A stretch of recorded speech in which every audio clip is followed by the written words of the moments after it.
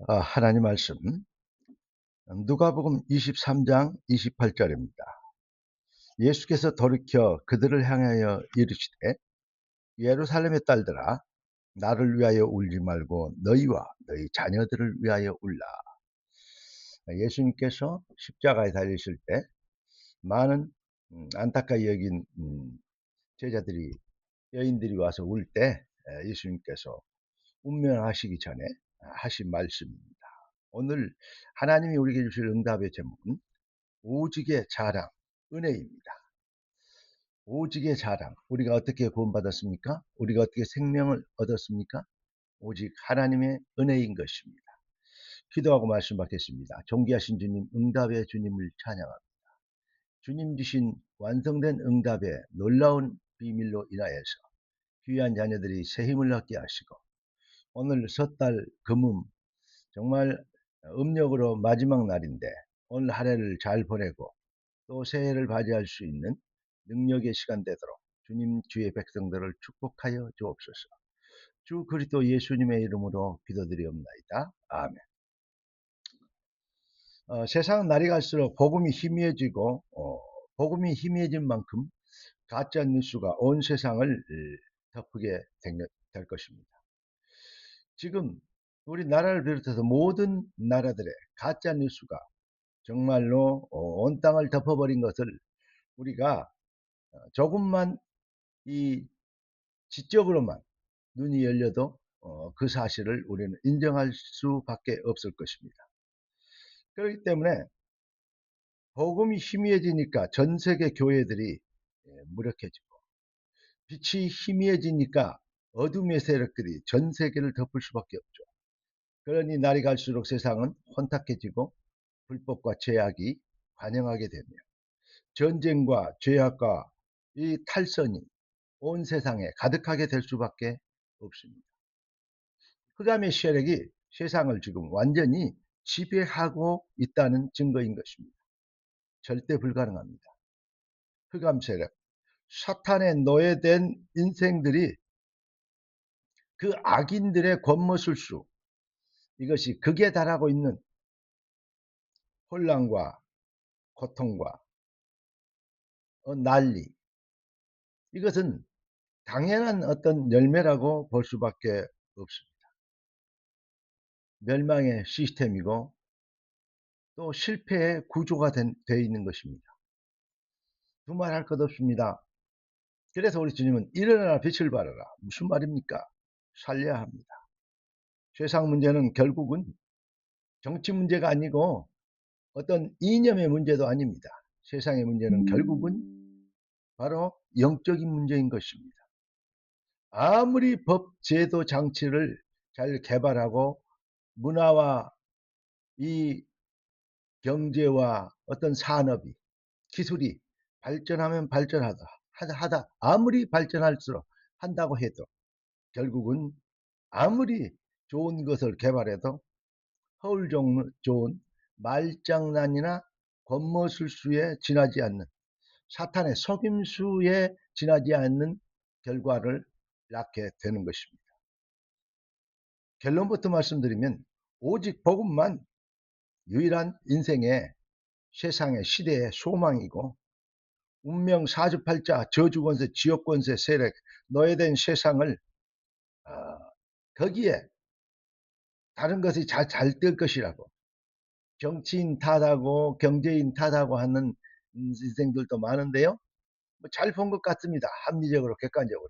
그러나 틀리게 본 것입니다. 그 운명 사단의 저주의 세력에 잡혀있는 노예된 인생들에게 더 이상 다른 것을 기대한다는 자체가 바로 어떤 면에서는 정신병 수준인 것입니다. 절대 불가능. 기대할 수 없는 것에 기대한다는 것은 말이 안 되는 것입니다. 못 알아들으면 안 됩니다. 무슨 말입니까? 이 시대의 소망은 바로 복음 가진 저와 여러분들이 책임져야 됩니다. 그래서 우리 주님이 오늘 본문에도 나를 위하여 울지 말고 너희와 너희 자녀들을 위하여 울라. 울고 있는 자들 참 착한 사람들인데 잘 못 깨닫고 있는 것 아니겠습니까? 인생의 근원과 본질이 무엇입니까? 인간이 어디서 와서 어디로 가면 뭐 때문에 살고 왜 살고 무엇 때문에 살아야 됩니까? 인생의 절대 여정, 생로병사 다 인정하는 것 같지만 사실은 가장 모르고 있는 것입니다. 인생이 무엇입니까? 인간은 하나님의 형상으로 창조됐습니다. 그런데 하나님을 떠나버렸어요. 저주의 본질의 문제에 잡혀버린 것입니다. 그 불신자들의 말로 얘기하면 팔자 운명의 세력에 잡혀버린 것입니다. 노예가 된 것입니다. 운명의 노예, 팔자의 노예, 사탄의 노예, 죄의 노예, 그렇게 될 수밖에 없습니다. 그래서 하나님은 우리에게 이 시대를 맡겨주셨습니다. 근본 문제 해결을 할 수 있는, 해라고 하시는, 우리는 절대 사명을 받은 하나님의 백성들입니다. 사랑하는 성도 여러분, 조금 전에도 말씀드린 것처럼 다 알고 있는데, 기독교인들 기독교 기본 교리는 다 알고 있겠죠. 그런데 다시 얘기하지만 가장 모르고 있는 내용 아닌가, 이런 이 얘기를 하지 않을 수 없습니다. 우선 먹고 살기 바쁘니까 자기 수준에서, 자기 형편이라는 수준이라는 환경이라는 그러한 핑곗거리가 많고, 그것이 일상화되고 체질화된, 그런데 남들도 다 그렇게 사는데요. 그렇습니까? 그래서 그게 인생의 당연한 모습인 것처럼 하고 있는 신자들의, 교회들의 모습들이 참으로 안타까운 거 아니겠습니까?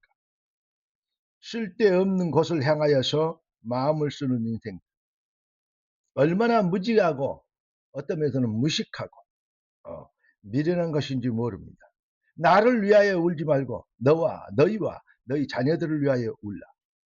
디모데후서 4장 2절은 우리 주님은 이렇게 얘기하고 있습니다.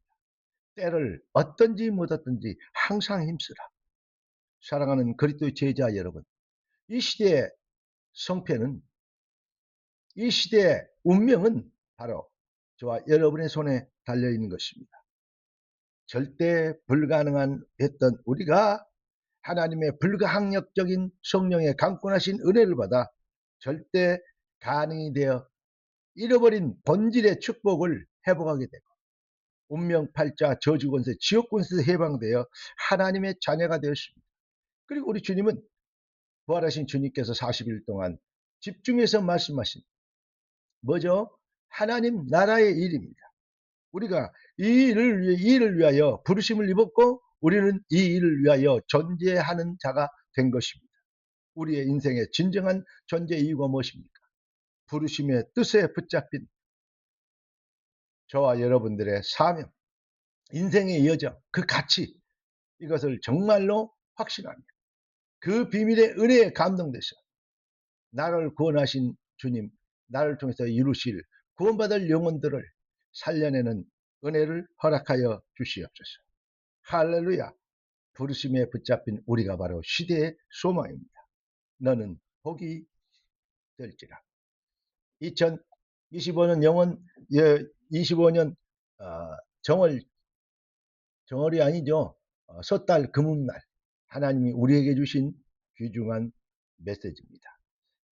할렐루야. 기도하겠습니다. 존귀하신 주님, 응답의 주님을 찬양합니다. 주님 주신 완성된 응답으로 귀한 자녀들이 큰 복을 누리는 능력의 새로운 시작이 되도록 역사하여 주옵소서. 주 그리스도 예수님의 이름으로 기도드리옵나이다. 아멘. 할렐루야.